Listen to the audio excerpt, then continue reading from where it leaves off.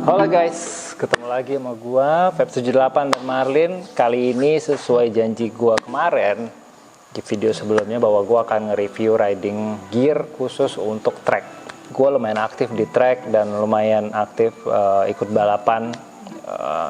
Gua punya beberapa baju balap, kalau orang bule bilangnya leather, kalau kita bilangnya wear pack gitu. Racing suit ya basicnya sama lah, inilah barangnya. Nah, gue punya beberapa dan nggak bisa gue tunjukin, ada satu lagi karena tempatnya nggak muat. Basicnya gue mau kasih lihat bahwa kalau untuk di track sebaiknya kita prepare yang lengkap, karena kita ada di tempat yang speednya udah pasti kencang. Kita nggak pernah tahu apa yang akan terjadi juga, musibah dan segala macam ya bisa aja terjadi, walaupun dalam sesi latihan atau dalam sesi fun track day ataupun di dalam balapan sekalipun. Jadi selalu lengkapi diri lu semua untuk prepare just in case terjadi hal-hal yang tidak diinginkan, yaitu dengan pakai proteksi yang mumpuni gitu. Nah, tidak harus brand luar atau tidak harus yang mahal, selama racing suitnya atau wear packnya atau leathernya itu memang benar-benar udah cukup bagus dan proper. Sebelum gua ngebahas satu-satu apa yang harus kita bawa, mungkin kita mulai dulu dengan pilihan brand ya. Kalau buat gua sendiri sebenarnya tidak ada keharusan pakai brand A atau brand B. Lo bisa lihat di sini bahwa gua hampir pakai semua brand dari semua, bukan dari semua lah, maksudnya banyak lintas brand yang gue pakai, ya karena mungkin waktu itu pas belinya menurut gue itu yang pas gitu ya.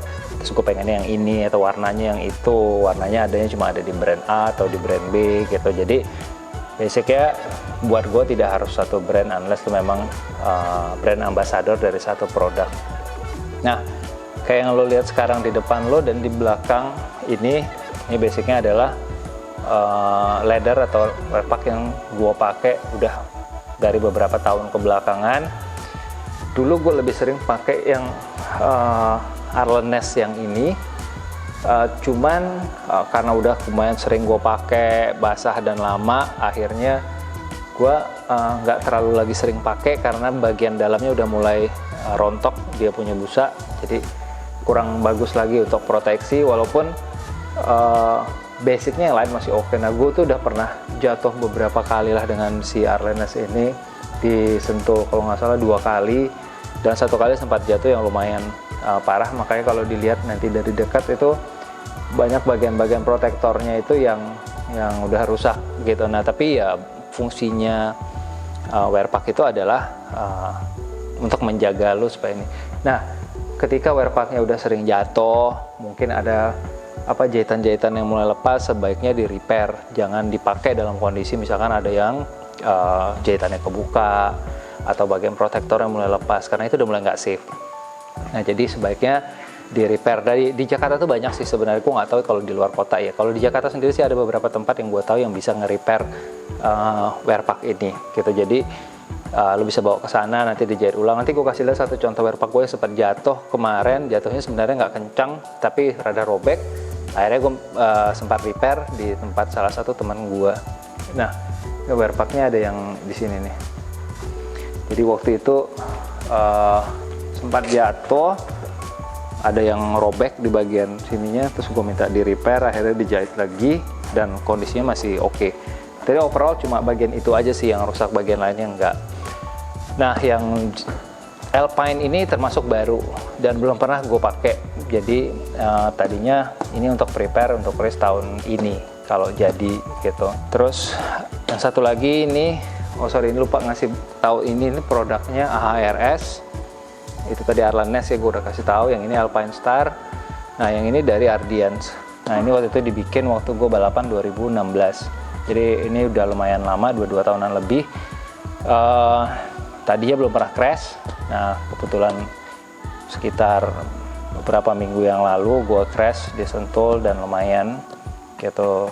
Mungkin lo semua juga udah tahu ceritanya. Gue nggak akan ceritain detailnya di sini karena baik keluarga maupun gue pribadi, gue lebih prefer untuk itu tidak dibicarakan di area publik gitu ya, sehingga gue tidak akan membahas itu, walaupun nanti mungkin ada pertanyaan-pertanyaan kenapa, gimana kronologinya, ada yang minta foto and so on, gue nggak akan meladeni permintaan-permintaan itu. Dan buat yang udah terlanjur posting di medsos atau yang posting di YouTube segala macam, ya semoga mereka tidak lagi melakukan hal yang sama. Ya kan kebayang kalau misalkan itu terjadi sama keluarga lu sendiri atau sama diri lu sendiri. Jadi gue nggak prefer untuk ngebahas hal seperti itu di ruang publik.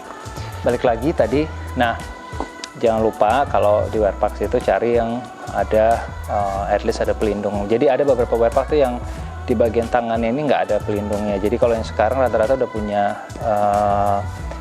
kayak knee slider tapi di elbow. Jadi ini biasanya lebih banyak buat orang-orang yang suka elbow down. Tapi terlepas lo lakuin elbow down apa enggak pun, ini akan cakep berfungsi banget sebagai protektor lo ketika lo jatuh untuk di bagian lengan gitu. Nah, terus kemudian setelah dari sini mungkin sepatu.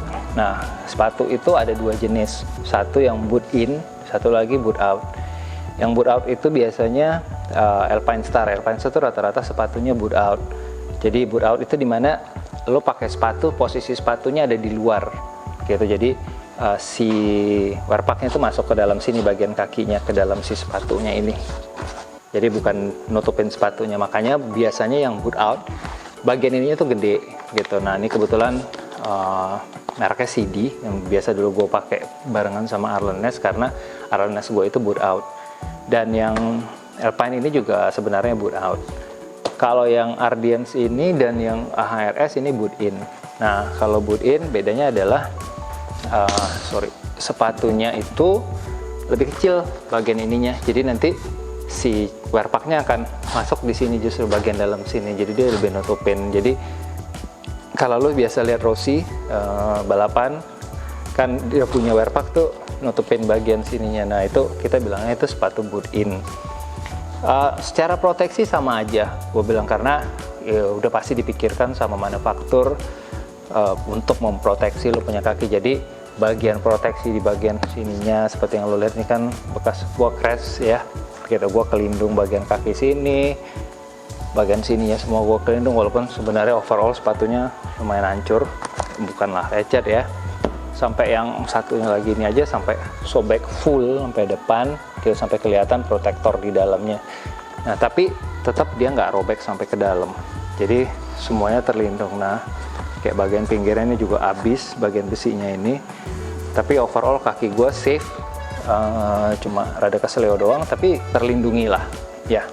Nah terus kemudian kita ngomongin glove gitu. Nah glove biasanya atau sarung tangan balap itu ya bebas sih sebenarnya, lo boleh pilih brand apa aja selama itu memang bagus. Dan gue selama ini biasanya pakai, kalau nggak Alpine gue pakai Danish. Nah kalau yang Alpine yang ini terakhir gue pakai waktu gue crash, nah ada lihat beberapa bekas crashnya dan nggak ada yang robek sedikit pun. Jadi benar-benar gue terlindungi tangan gue waktu kejadian kemarin. Ada Danish juga, sama ini gue Danish. Nah cuma mungkin gue boleh saya share sedikit kekurangannya Danish itu, kalau udah lama tuh bagian jari-jarinya itu rada cepet tipis, jadi cepet robek. Jadi sama ini bagian kelingkingnya robek sebelah kiri, ini bagian jari telunjuk.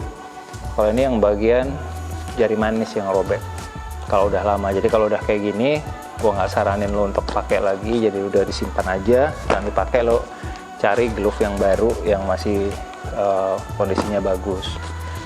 Terus nggak kalah pentingnya adalah back protector dan chest protector. Nah ketika gue kemarin jatuh, gue kebetulan dan memang bukan kebetulan, dan gue selalu kalau turun selalu gue pakai back protector. Nah back protector gue itu punya Danish, jadi simple aja, lo kayak pakai gitu di belakang gini, terus di strap. Back protector ini juga bisa lo pakai ketika lo touring gitu ya, kalau lo mau safe gitu. Kalau merasa jaket lo nggak begitu safe atau nggak ada back protectornya, lo bisa beli back protector ini terpisah dan lo pakai untuk ketika lo touring. Jadi kalau ada apa-apa lumayan safe gitu, karena ini ngejaga lo punya tulang belakang sampai hampir ke tulang ekor. Cukup nyaman ya kalau gue bilang, just in case terjadi apa-apa, dan ini tidak mengganggu, dia nggak berat gitu. Jadi untuk lo pakai touring pun boleh gitu, tapi kalau untuk di track gue cukup rekomen untuk ini. Nah, hampir semua pembalap tuh pakai beginian, kalaupun sebenarnya kayak yang wearpack yang baru-baru tuh udah ada airbagnya ya. Cuma kan wearpack yang airbag itu kan mahal, sekitar kalau sekarang itu kita ngomongin di atas 35 jutaan, 35 sampai 50 juta tergantung bahannya, yang kulit sapi apa yang kulit kanguru. Tapi kalau yang kulit kanguru itu super mahal banget, mungkin bisa 50-an juta plus airbagnya. Nah, gua nggak, ya mungkin kalau pembalap pro gitu ya, kita balapannya memang yang benar-benar serius, ya boleh dipikirkan untuk beli yang ada airbag. Tapi kalau cuma sekedar entusias di track gitu ya, fun track day, kayak yang non airbag pun sebenarnya juga nggak ada masalah, walaupun kalau memang punya uang dan lebih ya nggak apa-apa beli gitu. Nah, jadi ini salah satu yang lu harus punya gitu. Jadi ini bisa berfungsi ketika lu touring sekalipun, atau lu balapan, atau lo track day, lo bisa pakai. Nah, kemudian yang kedua itu ada chest protector. Nah, ini lo pakai untuk melindungi si dada lo. Jadi basicnya mah sama aja. Jadi begitu lo terakhir udah pakai wearpack, lo selipin ini untuk nutupin si rusuk lo gitu ya. Karena ini biasanya nutup sampai rusuk paling bawah. Jadi dari rusuk atas sampai rusuk paling bawah. Nah, selalu kejadian itu adalah ketika jatuh itu, dulu ada teman gue jatuh juga di Sentul, terus rusuknya patah karena nggak ada ini gitu. Jadi walaupun mungkin ada ini, nggak tahu juga, mungkin bisa patah bisa nggak, tapi minimal ada sesuatu yang ngelindungin lu lah ya gitu. Jadi lebih baik punya daripada enggak kan gitu. Jadi kalau memang bisa punya ya lebih baik gitu. Nah, sama aja ini ketika lo pakai touring pun, lo mau safe depan belakang lo juga bisa pakai ini. Jadi nggak ada ruginya buat lo semua untuk punya hal-hal yang begini ketika lo sangat antusias sama motor gitu ya. Lo senang touring, lo senang track day, lo senang balapan misalkan gitu. Walaupun misalkan balapannya motor kecil gitu, nggak harus motor gede, cuma kan resikonya sama. Jadi ketika kita jatuh, resikonya semua sama. Mau motor kecil, mau motor gede ya resikonya sama gitu. Jadi ketika resiko yang sama itu buat kita semua adalah menjadi sesuatu yang harus kita antisipasi, ya jadi lebih baik kita mempersiapkan diri kita sebaik mungkin gitu. Nah, yang nggak lupa yang penting helm. Nah, helm sendiri gue punya gue punya AGV dan Arai. Nah, gue punya beberapa lines up helm, cuma biasanya kalau balapan gue pakai Arai. Untuk track day biasanya gue pakai AGV. Tergantung sih sebenarnya dengan situasinya. Nah, helm pun harus dipilih yang sesuai dengan fitment kepala. Ketika lu balapan di Sentul atau track day di Sentul, ya kebetulan gue lebih sering di Sentul ya. Di mana aja gitu, di mana di sirkuit di mana aja, siapkan diri dengan peralatan yang gear yang benar-benar proper. Jadi jangan pakai gear yang udah rusak-rusak, yang udah robek-robek, karena itu nggak akan safe. Ketika lo jatuh, robeknya akan kebuka dan itu akan sampai ke dalam badan kita sendiri. Nah, sebentar gue ambil, ada satu lupa. Nah, biasanya gue pakai inner ya. Jadi supaya memudahkan ketika pakai wearpacknya. Nah, inner ini pun gue sengaja pilih yang bolong-bolong karena biar lebih gampang cepat keringnya.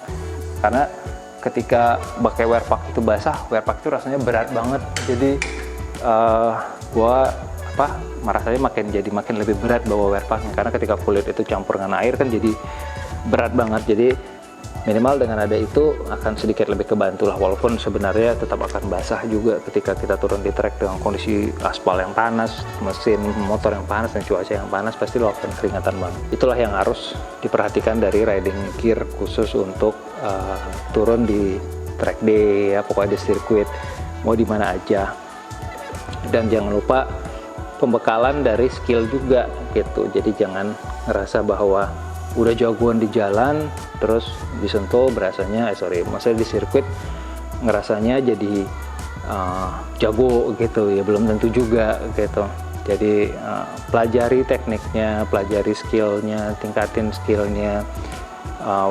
Kenceng di jalan belum tentu bisa mengaplikasikannya di track gitu, di sirkuit, karena sirkuit itu kan punya karakter yang berbeda-beda tergantung motor apa yang dibawa, terus speednya berapa. Jadi banyak kejadian-kejadian itu dimana sebenarnya banyak beberapa kecelakaan itu diakibatkan karena merasa, bayangkan aja orang yang udah biasa aja masih bisa jatuh gitu, yang udah sering track day, udah sering balapan, mereka aja bisa jatuh gitu. Kebayang kalau kita yang misalkan masih baru nyobain turun, kemudian baru coba belajar gitu, dan coba terus langsung merasa udah bisa. Jadi pelan-pelan aja, bertahap untuk menikmati motor dan sirkuitnya. Jadi biar lu semua juga selamat, safe ya, pulang sampai ke rumah nggak ada kekurangan satu apapun. Nah itu aja guys dari gua saat ini. I'll see you in the next video ya guys. Thanks for watching dari gua dan Marlin. Jangan lupa keep subscribe, like dan share kita punya video. Semoga kita bisa terus memberikan hal-hal yang positif dan bermanfaat untuk orang lain. Thank you guys, see you around, ciao.